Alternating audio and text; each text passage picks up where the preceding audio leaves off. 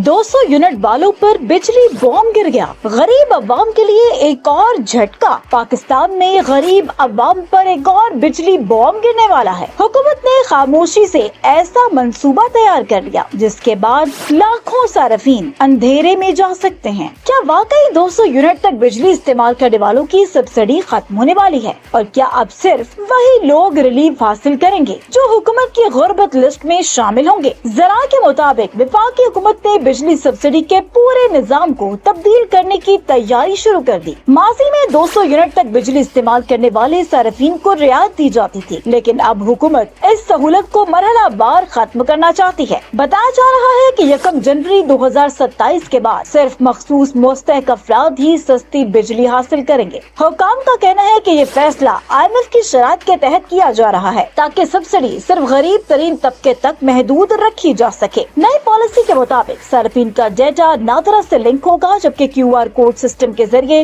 माली हैसियत की तस्दीक की जाएगी। जराये का कहना है कि बिजली, गैस, आटे समेत बुनियादी सहूलतों पर सब्सिडी सिर्फ इन्हीं अफराद को मिलेगी जिनकी आमदनी 20 से 30 हजार रूपए के दरमियान होगी या जो बेनजीर इनकम सपोर्ट प्रोग्राम में रजिस्टर्ड होंगे। सवाल ये है कि क्या सफेद पोश तबका अब मुकम्मल तौर पर नजरअंदाज हो जाएगा? क्या मुतवस्सित तबके के लिए बिजली का बिल नाकाबिले बर्दाश्त होने वाला है? और क्या हुकूमत का ये फैसला अवामी गुस्से को जन्म देगा?